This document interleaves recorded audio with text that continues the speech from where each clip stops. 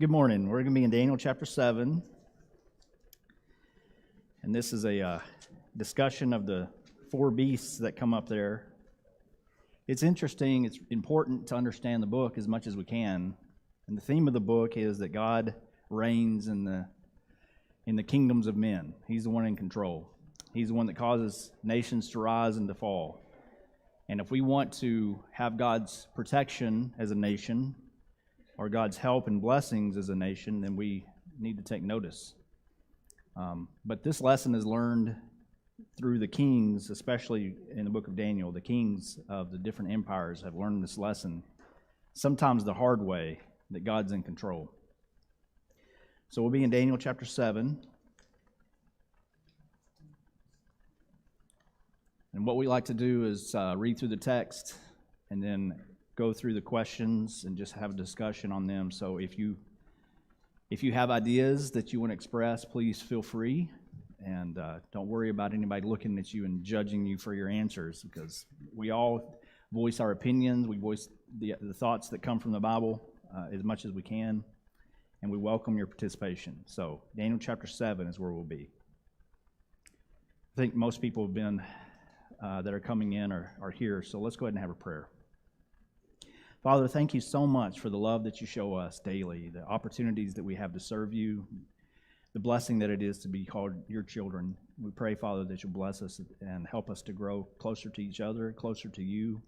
Help us during this class that we will open our hearts and minds to you, to understand you better, to understand ourselves better, so that we can be a light to the community that's around us and we can show love that you showed to us on a daily basis. Please bless our sick and comfort them and help them through their difficulties and their trials, and those people who are traveling, please bless them. Thank you, Father, for the people who are visiting with us today. We pray that you'll bless them as well.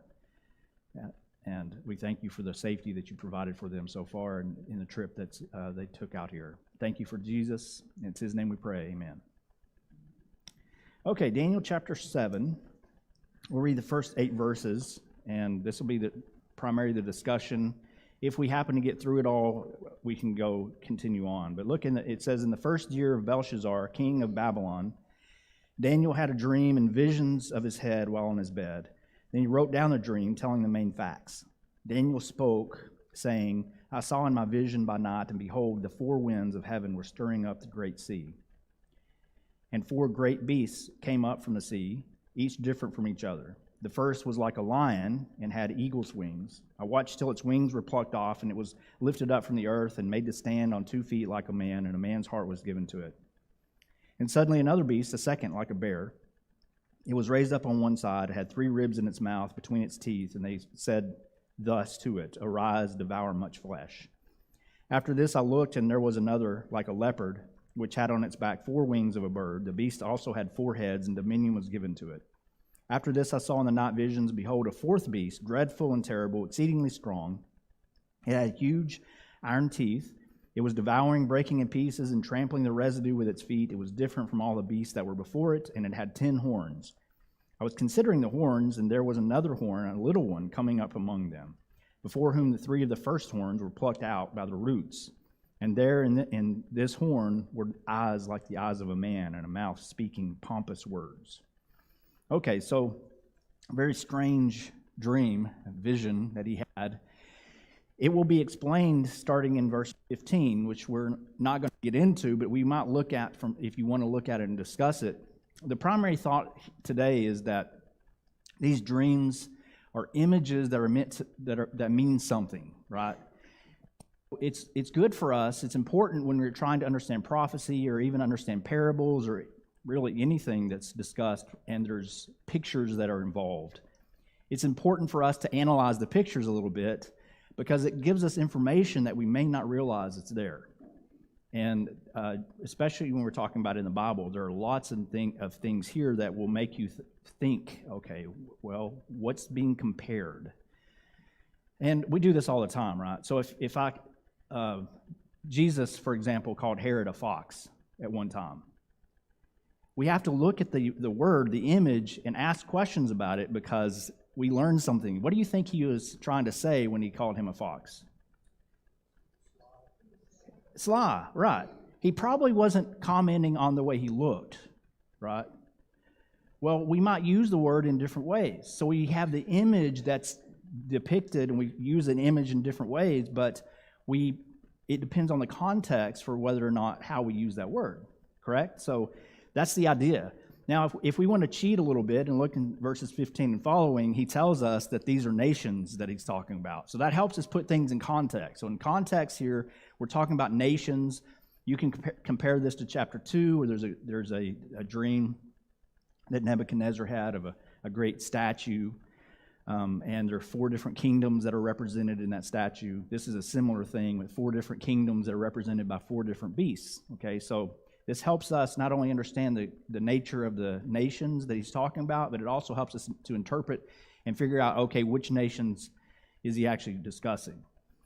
Which is an important part of this discussion, because with biblical literature, especially apocalyptic language like this or images like this, it's really easy for us to just look at it and just take off with our imagination of what this could possibly mean. And the only way that we really can interpret it properly, in my opinion, is to look at actually the context and try to decipher what they meant by it. All right, so let's look at these different beasts that have here. Let's look at, first of all, the first question is, when was this vision given, and who was the world power at the time? When was this vision given? That's verse 1.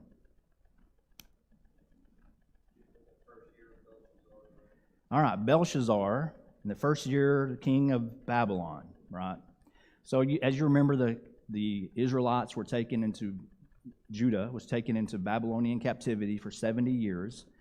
And do you remember anything about Belshazzar that we might have seen before in the book? That would be the people who've been here, right? Chapter 5 is one. This is where Belshazzar saw the hand appear and was writing on the wall there at the very end of his reign. And so this is the same Belshazzar. So what that means is that this is at the end of the 70 years of captivity that the Israelites had endured, the Judeans had endured. And it's in the last king of the Babylonian Empire. So we have different empires that came up, right? So we have the Babylonians. The Babylonians were conquered by the Medo-Persians. The Medo-Persians were conquered by anybody remember? By the Greeks. And who are the ones who conquered the Greeks? Rome, right. And so those are the kingdoms that are being represented, at least in chapter 2, so we can see that. All right, so here he says in the vision, in verse 2, the 4 winds of heaven were stirring up the great sea. What is the great sea?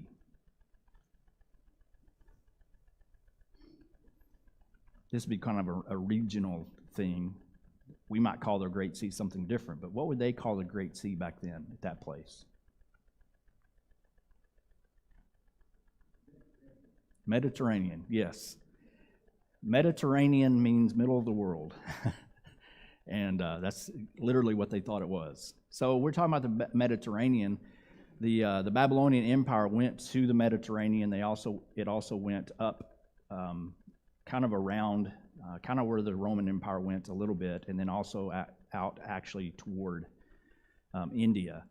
It was a large empire, but it wasn't as large as later ones would be. So this is the first image that comes up in verse 4. It says, the first one was like a lion and had eagle's wings, and I watched till its wings were plucked off. All right, so consider the first beast. What do eagle's wings on an animal signify? Let's think about, what kind of image does that give? Majestic? Yeah, that definitely could be part of it, yeah. Power? Power, yeah.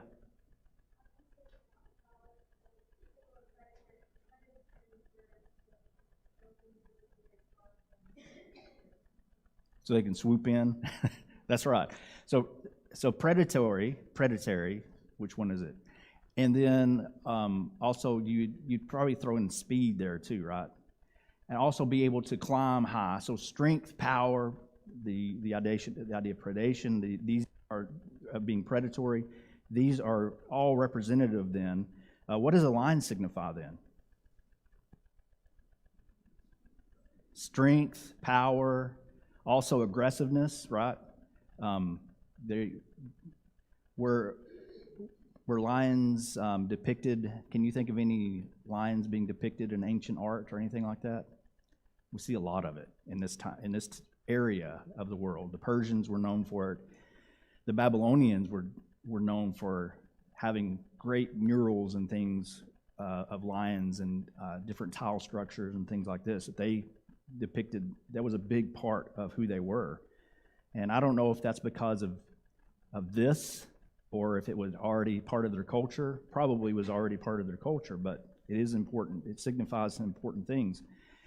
So here we go then with this lion who had eagle's wings. He said, I watched till its wings were plucked off, and it was lifted up from the earth and made to stand on 2 feet like a man, and a man's heart was given to it. Now this might be a little bit more challenging. What does it mean to tear the wings off and give the heart of a man?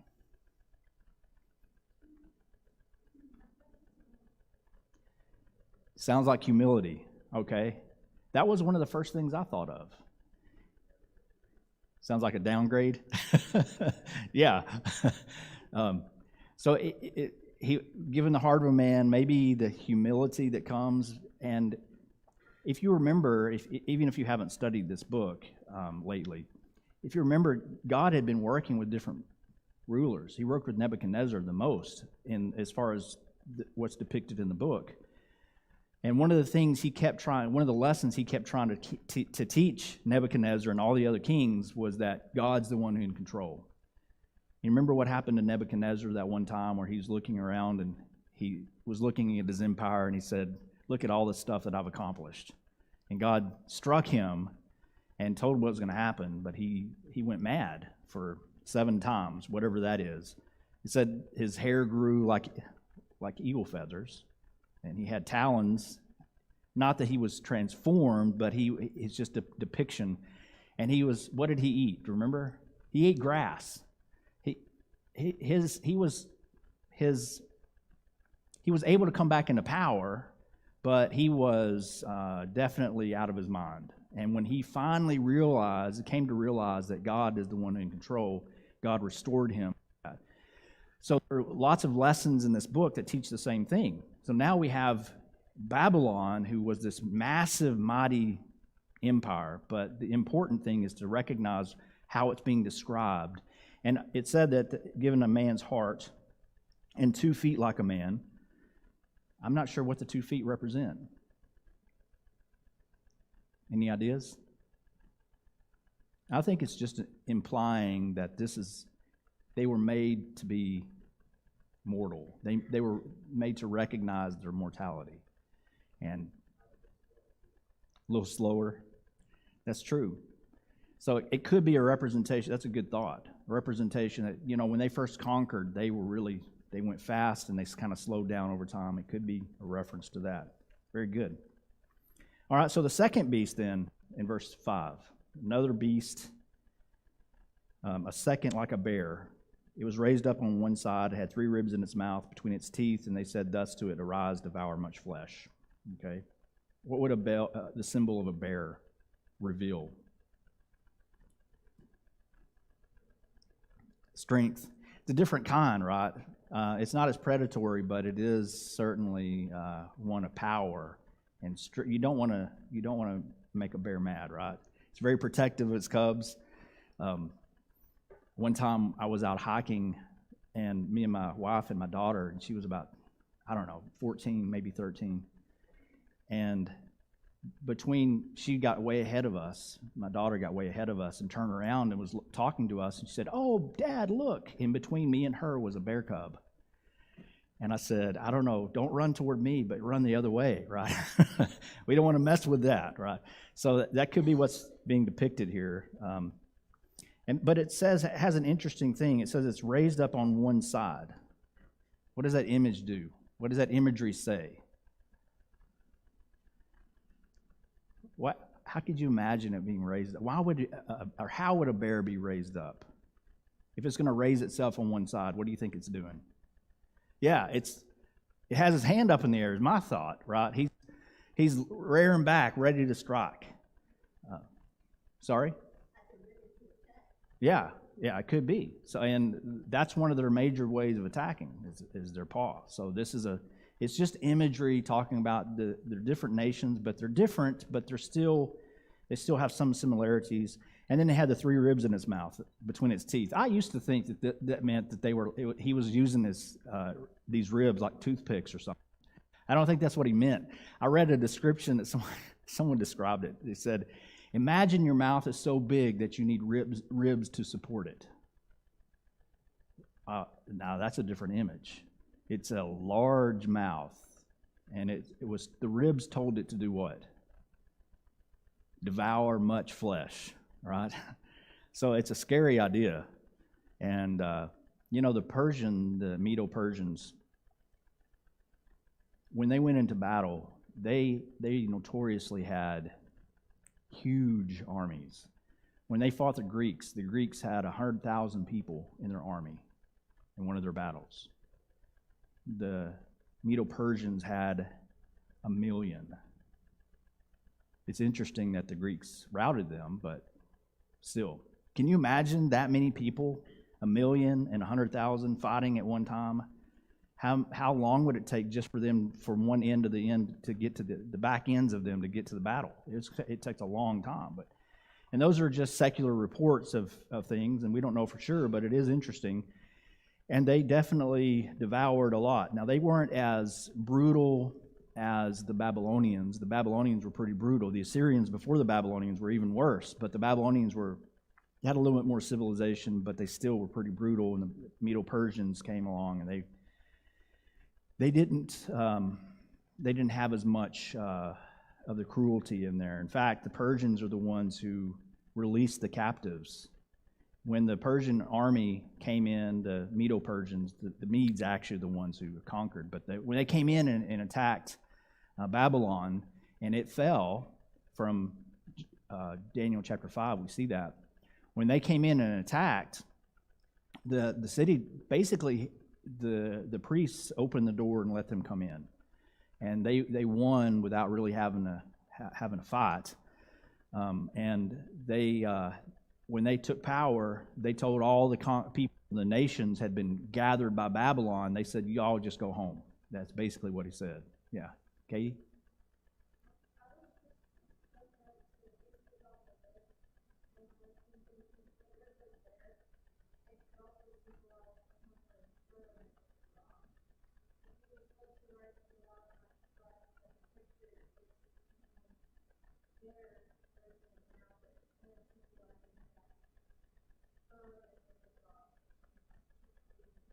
Oh, okay. I see what you're saying, because they're bare ribs, B-A-R. So they would be the cleaning of the ribs thoroughly.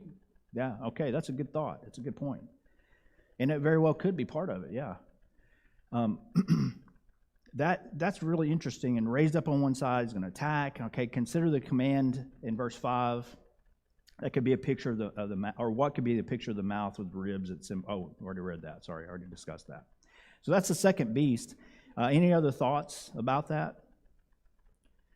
I know this is a lot of history. Most of us don't know this kind of history. That's why it's important to go through. It's important for the context of the book and help us to understand where we came from, a lot of these places. All right, the third beast. This is verse 6. After this I looked, and there was another like a leopard, which had on its back 4 wings of a bird. The beast also had 4 heads, and dominion was given to it. Now, this one's even wilder looking. So what's the depiction of a leopard symbolize? Speed. Right, definitely. Speed and stealth. And if we cheat and look verses 15 and following, we're going to see that this is the third empire that came after the Medo-Persian Empire. And I've already told you what that is. That's the Greeks, right? Who was the one who was the leader of the Greek Empire? Alexander the Great. Now, this would have been his time period. Alexander the Great conquered so much. Now, when the Persians fell and they started falling, it was like dominoes. He just went place to place to place and conquered. The Persians were divided up into different nations and different segments, and he just conquered segment after segment. And when he did, he Hellenized the world. Hellenization is just a term that means that they Greekified them.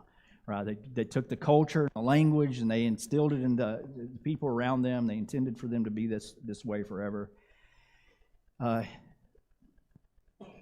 Supposedly, rumor says that when Alexander the Great stood on the shores of India after he'd conquered everything at age 33 of all, imagine that. He conquered most of the world, well, most of the known world. He stood on the banks of the ocean and cried because he didn't have anybody else to kill. And that's supposedly what he was like. It was quick, it was fast. In fact, it's not even depicted as a leopard. How else is it depicted that shows speed? Yeah, four wings, right? So he flew. It was fast, and they couldn't keep up. The armies had a hard time. They were very well trained, but it was difficult for all of them. I've read some stuff about it. It's just pretty amazing how they accomplished those things. So compare that to the wings of the lion, and they're different, aren't they? They still had wings in the two, but we only got four. The Babylonians conquered quickly, but the Greeks conquered tremendously. So that's an important idea. Then it says it had 4 heads. Usually in biblical prophecy, what do heads represent? Leaders, or even, right, so if we have 4 heads, we have 4 different, how does a nation have 4 different heads? Well, we're talking about division. And the division, they're still Greek, but they're divided into 4 quadrants.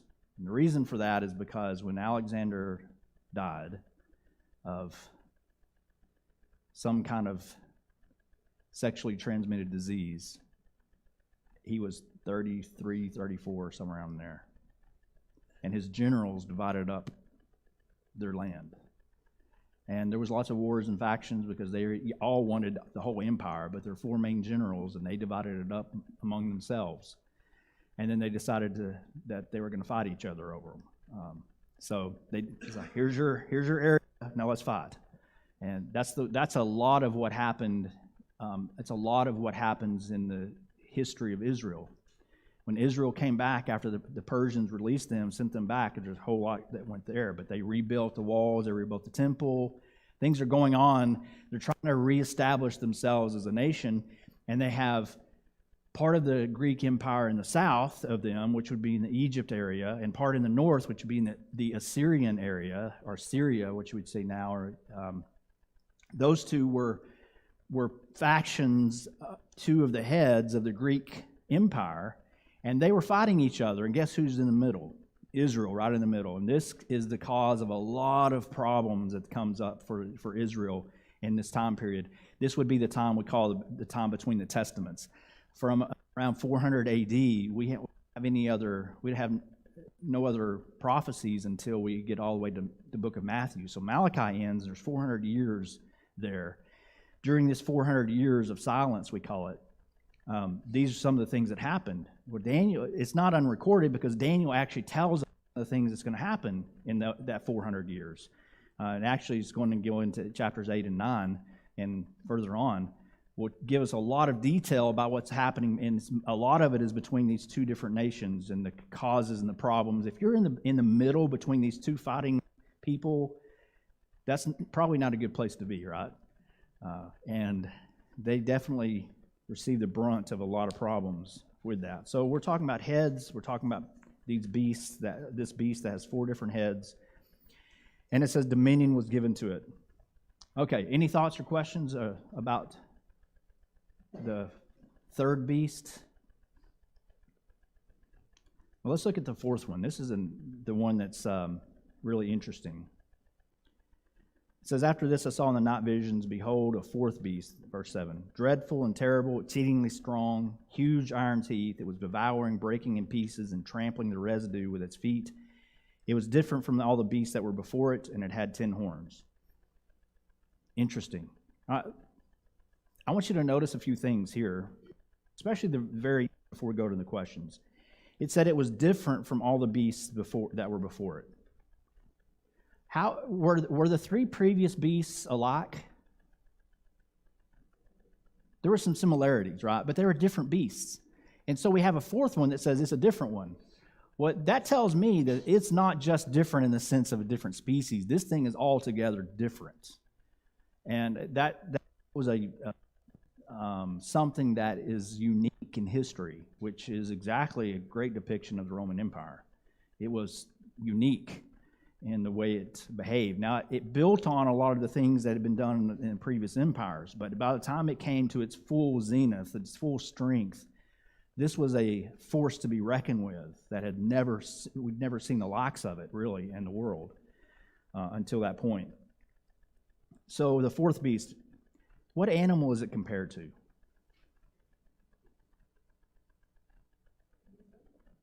It wasn't compared to an animal, was it? But it's called a beast. That's an interesting idea, interesting thought. Why would that be? Well, because evidently what he saw in his vision, he didn't have a beast to compare it to, which could be why he says this one was different, right? It's part of it. So this is really interesting. He didn't compare it to a beast, but he did call it one, all right? How did he describe it? What was the language that was used? Look at that first sentence there, a fourth beast. Dreadful and terrible, exceedingly strong. That's, those words are pretty self-explanatory, right? Terrifying, frightening, and very powerful. Exactly. The huge iron teeth, yeah.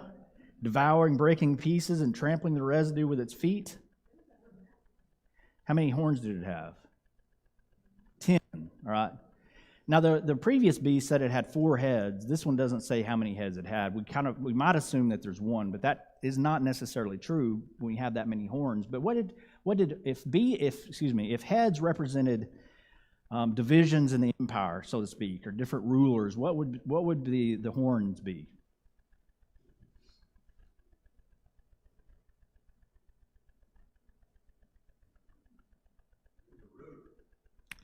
Yeah, I think it's going to go back to the individual rulers of the different divisions. Now, for example, we talk about the 4 heads of the Greek Empire. These are basically 4 nations, and the horns that come up would be the rulers that are there. And notice that the 4 heads were all together at the same time. So we're not talking about a progression one after another. We're talking about 4 at the same time, and it's possible then that this beast also with how many horns? 10 horns, is talking about division of different rulers that come up. You know, the Roman Empire, and I'm not an expert on this, so if you know something different, please correct me. But the Roman Empire, as I understand it, had a lot of competing voices. And it depends on the time period you look. In the early stages, it was just basically a democracy, and then later on, it grew into the monstrosity of an empire that we think of with emperors who, by the way, call themselves God and things like this, crazy stuff. So it depends on when you look. I mean, we have almost 1,000 years of Roman history to look at and say which part of it is it talking about. I would suggest that it's probably the part that's from the time of Daniel and on that it's being depicted, because the past didn't really matter that much. But it could be just an overall picture. This is what we have of the Roman Empire. So these horns could be different kingdoms or kings that rose up that were vying for power in different places, which kind of fits. I mean, we can even see in the New Testament. What did they call Herod? What was his title? King, right? Well, how do you have a king over an empire if you have an emperor? You see what's going on? We have an emperor, but he had a lot of kings that were under him. And I don't know if the number was 10. I have no idea. But it does seem that could be simply a number saying a lot, right? I don't know. But any thoughts or ideas on that?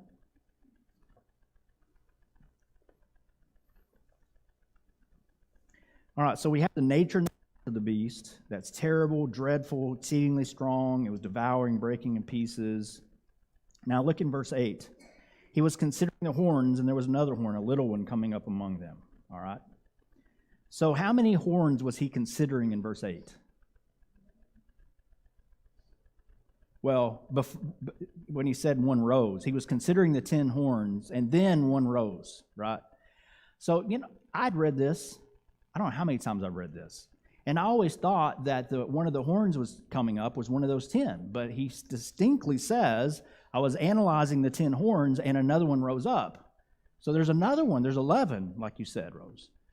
There's 11 that came up. What also came up among those horns? Another horn. And was this little horn the same as a part of the first horns that were mentioned in verse 7?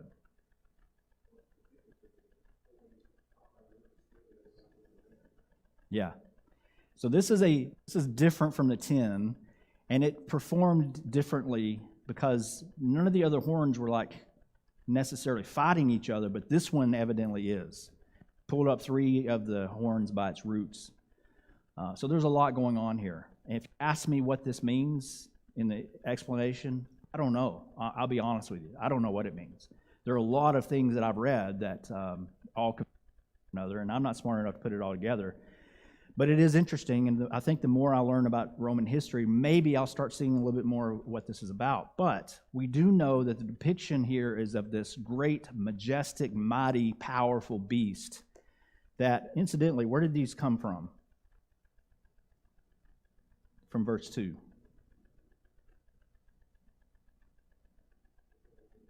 Verse 3, actually. They came up from where? From the sea. What sea? The Mediterranean.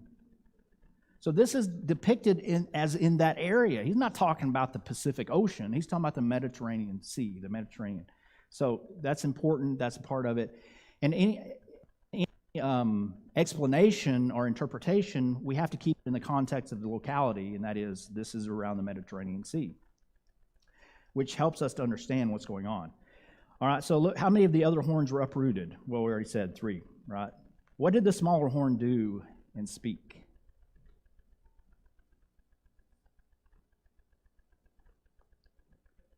Great things. And it had a mouth speaking, mine says pompous words. He had eyes like a man. I didn't have anything in there about that question. Eyes as of a man. What do you think that would be about?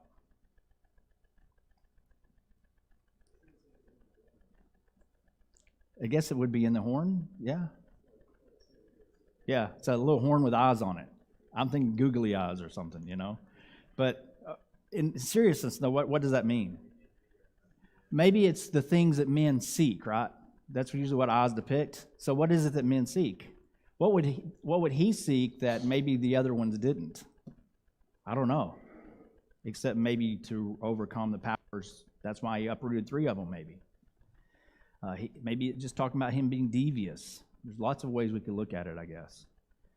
All right, but the important thing is the image. So now we have this great beast. And really, from verses 9 and 10, this kind of gives them a depiction of something that is going to be a measure of hope. And we don't have time to go into this in detail, but 9 and 10 are actually about the reason that he's depicting these is not just to give us a history lesson. Here are the 4 empires that are going to come. Babylonian, Assyrian, Persian, the Greeks, and the Romans. There's more to it than that. But we have